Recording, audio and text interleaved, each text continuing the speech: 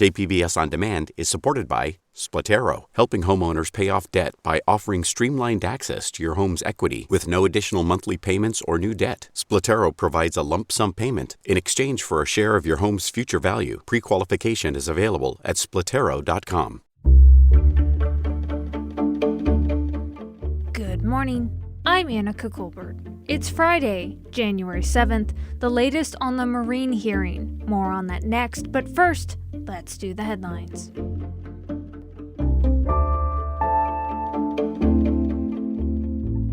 San Diego County residents are being urged to avoid emergency rooms if you're seeking just COVID-19 testing. That's due to the ongoing surge in cases, hospitalizations, and staffing shortages at hospitals. Officials say you should only go to the ER if you have symptoms that need emergency care. Meanwhile, hospitalizations continue to climb. 400 people have been hospitalized since Christmas. County public health officials reported more than 5,700 COVID-19 cases on Thursday. Monday was the deadline for all San Diego City employees to be fully vaccinated. By now, 86 city employees have been notified that they could be fired for failing to comply with the COVID-19 vaccine mandate. The departments with the most advanced notice of termination letters are public utilities with 19, police with 15, and parks and recreation with 13. Last month, 900 of the city's employees were warned that they needed to comply with the mandate. The city says employees who got vaccinated or applied for a medical or religious exemption did not receive a termination notice. Authorities are seeking the public's help in finding the suspect who spray-painted vulgar slurs on a wall at San Diego Academy High School on New Year's Day. The San Diego Sheriff's Department has released surveillance photos to help identify the suspect who was seen running away. Anyone with information is asked to call or leave an anonymous tip with Crime Stoppers at 888-580-8477. From KPBS, you're listening to San Diego News Now. Stay with me for more of the local news you need. KPBS On Demand is supported by UC San Diego's Art Power, presenting cellist Joshua Roman, performing from his album Immunity, alongside music by J.S. Bach and more. Sunday, June 22nd at UC San Diego's Epstein Family Amphitheater. Reserve your tickets at artpower.ucsd.edu.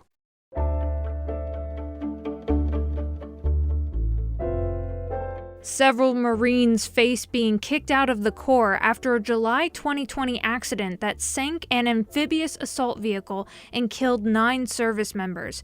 KPBS's Sally Hickson spoke with KPBS military reporter Steve Walsh yesterday about what happened on the third day of the administrative board hearing. This is basically a hearing to determine whether or not Lieutenant Colonel Michael Regner will remain in the Corps and whether or not he will be able to retire at his existing rank.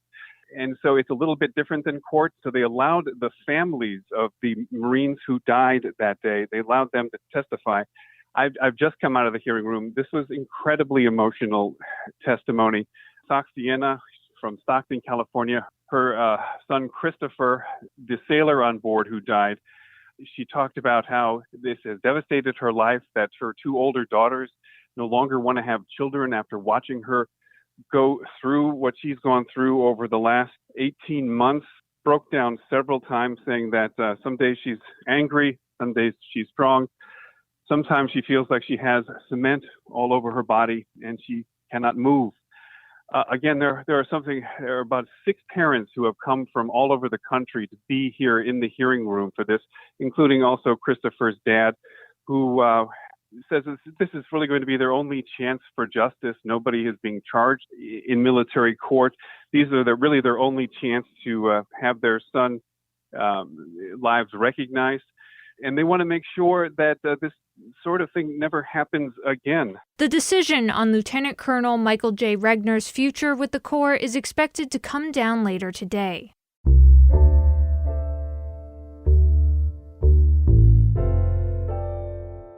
For over a decade, police in San Diego County have been using technology that tracks the location of people's cars. But as iNews Source's Cody Dulaney found, some agencies have been breaking state law by sharing that location data with law enforcement all over the country. Police use automated license plate readers to capture every plate that comes into view, along with the time, date, and location. That data can be used to connect cars to crime scenes, but it also can reveal where and how you spend your time. Mass surveillance technology collects the most intimate information about our personal lives. That's Vasudha Tala, a lawyer with the ACLU of Northern California. Most people do not have a choice except to drive in many car-dependent communities, and so they have to subject themselves to this surveillance whether they like it or not. That's why in 2015, former state senator Jerry Hill sponsored a law to restrict its use. When you're a hammer, everything looks like a nail.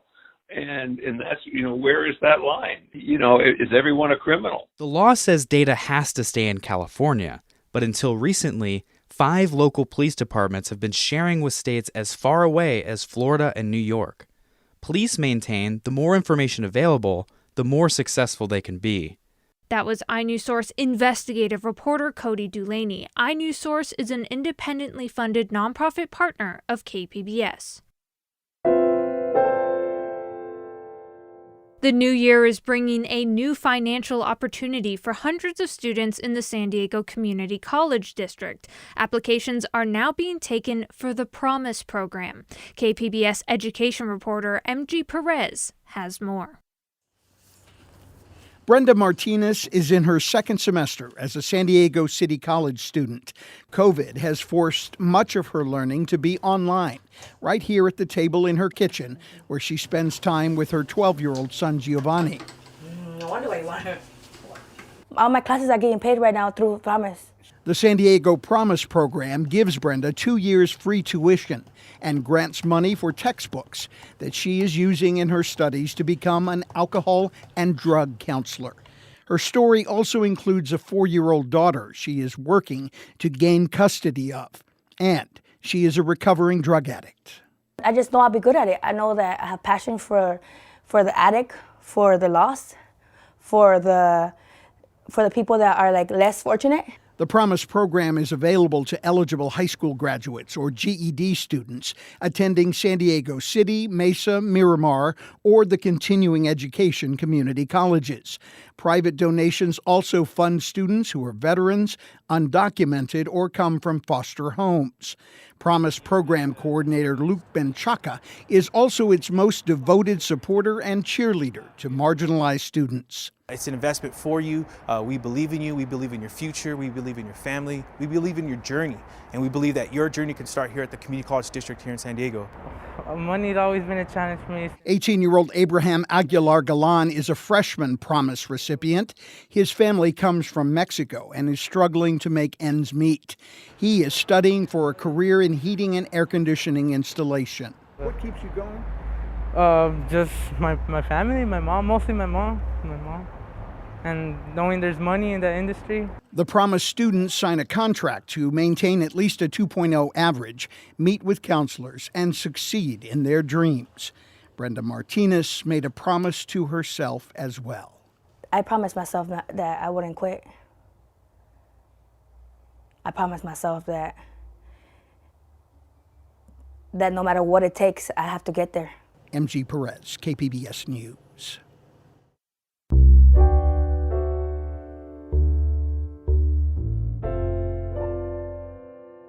Hundreds of children in National City were tested for COVID-19 on Thursday ahead of their return to school on Monday.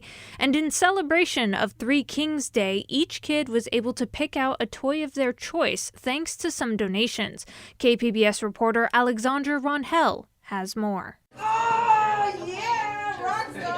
The National School District and the California Highway Patrol joined forces to give more than 400 children a special gift to celebrate Three Kings Day.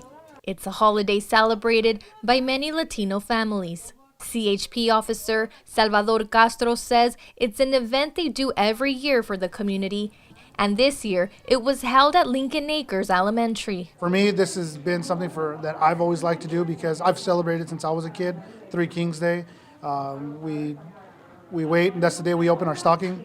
So I know a lot of families here in San Diego celebrate it. When Castro heard there would be hundreds of kids getting tested on Thursday, he worked with the mayor to organize the joint event. Yeah, he's like, I know what I want. Although a free toy is a great incentive to get tested, Castro says we're given to any kid that comes in, whether they test or not, they get a toy. So they're really happy of that. That even though he wanted the bicycle, somebody else got the bicycle, but he's really happy that he's going to get a little gift today. Araceli Cuevas, a mom of 2 boys at National School District, says the free toys are very much appreciated. But she adds getting her kids tested before they go back to school on Monday is important for her. It does worry because you don't know where they have been, if they have it, if they don't have it. She says seeing other families in the school district take the same precautions gives her peace of mind.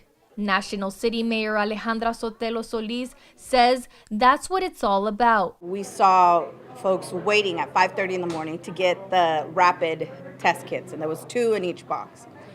And those are the parents and family members of the youth that are here waiting. More than 400 students were in line to get tested.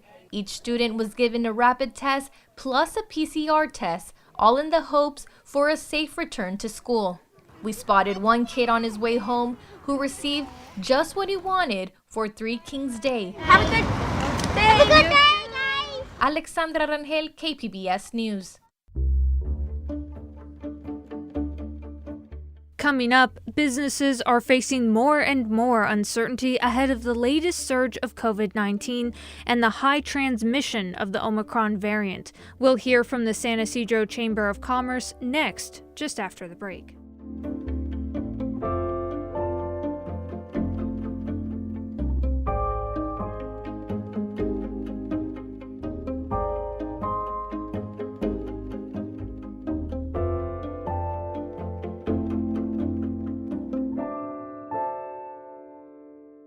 KPBS On Demand is supported by UC San Diego's Art Power, presenting cellist Joshua Roman, performing from his album Immunity, alongside music by J.S. Bach and more, Sunday, June 22nd at UC San Diego's Epstein Family Amphitheater. Reserve your tickets at artpower.ucsd.edu.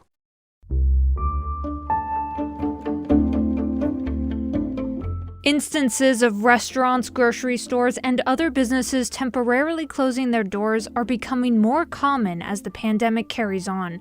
Uncertainty remains high over how the latest surge will impact commerce in the long and short terms. Jason Wells is the chief executive of the San Ysidro Chamber of Commerce. He spoke with KPBS's Christina Kim on Midday Edition about the challenges local businesses are facing. We're seeing historically high case numbers and extensive transmission of the virus in recent weeks. Has this impacted businesses in your area? Well, absolutely. And I think the hard part is we're all, we kind of thought we were getting over this, right? And then to have this new wave of a new variant. As a chamber, we're doing all we can. We've got sanitizer, gel, masks, everything we provide out to our businesses. We've got a agreement with San Ysidro Health. They vaccinate folks here in our parking lot to date. I think they've done a couple thousand, which their next highest site was like 600. So we're doing all we can. On the business owners, it's especially tough. San Ysidro, with the border restrictions, we were only actually allowed to reopen a little over a month ago. So this is especially worrisome. And then I think also you get the impact of, you're hearing the news and it's like, okay, this is spreading fast, but it's not as bad. So now you have people wondering, should we be as worried, as we were before? Of course, again, as a chamber, we're saying yes. But I think, we've been given the precautions. If you're wearing the masks and doing the distancing and being vaccinated, there shouldn't be much to worry about. That's kind of the attitude we've been taking. Are you hearing concerns from business owners about having to close down because of this surge?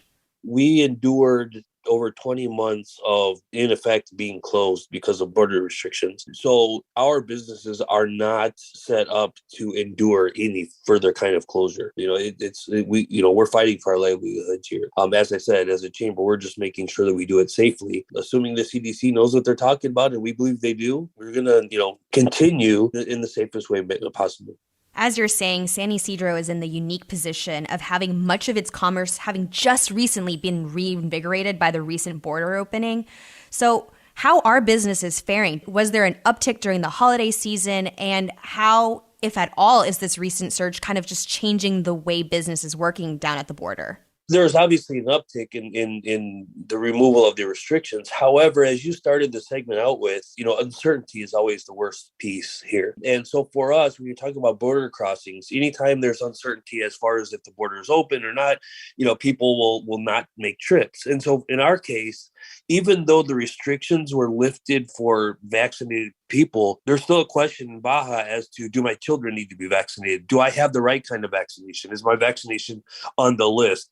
Those types of things that kept people back still. So we've seen an uptick, but still only about 75% of our normal traffic.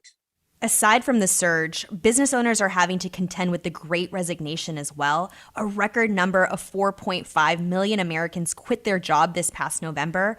Are you hearing about a shortage of workers? Are businesses in San Ysidro struggling to attract workers?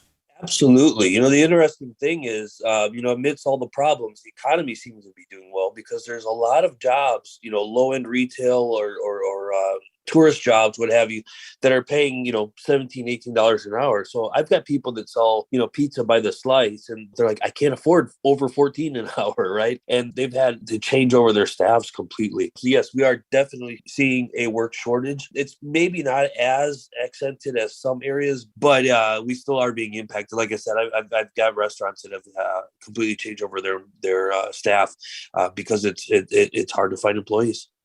Right. You mentioned this earlier, that businesses have endured so long and so much and are already fighting for their livelihood, as you're saying, employing family members to make it through. But there's still the issue of temporary closure due to a significant portion of staff being sick. Are you seeing a lot of that? And what does that mean for the future of business in the San Ysidro area? That's just something as business owners we have to deal with. There's no magical pot of employees anywhere. Like I said, we've been utilizing families both to get through, the time when we had border restrictions and employees couldn't even get, to work on time. And now with people being out with positive COVID tests. As we start this new year, I know there's a lot going on, but what's your short-term outlook for local businesses? San Ysidro is at the heart of our binational region, a very strong binational region. So I think we're going to be okay. What the holiday season allowed us to do was stabilize some of these businesses. Of course, then Omicron comes in. So I'm hoping that this is just a bump in the road. I think we're going to have a fairly strong spring. Again, stabilizing ourselves, allowing our businesses to pay off debt that they incurred over the months of the restrictions where they had no clientele. I think business is going to be okay. What we're doing as a chamber is we've developed a recovery plan. Some of that is a one-on-one assistance to businesses and helping them get a little bit more onto e-commerce. We've got some infrastructure concepts and projects that we're trying to do to enhance businesses. We also lost 276 businesses. So some of that infrastructure improvement is meant to bring in new businesses.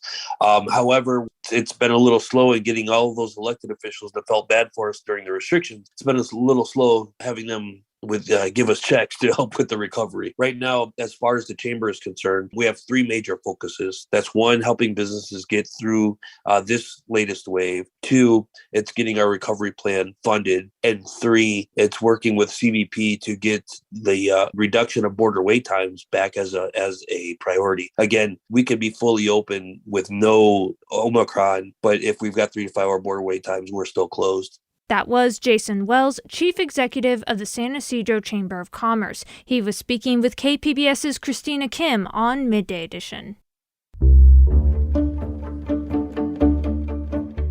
That's it for the podcast today. Be sure to catch KPBS Midday Edition at noon on KPBS Radio, or check out the Midday Edition podcast. You can also watch KPBS Evening Edition at 5 o'clock on KPBS Television. And as always, you can find more San Diego news online at kpbs.org. I'm Annika Colbert. Thanks for listening, and have a great day.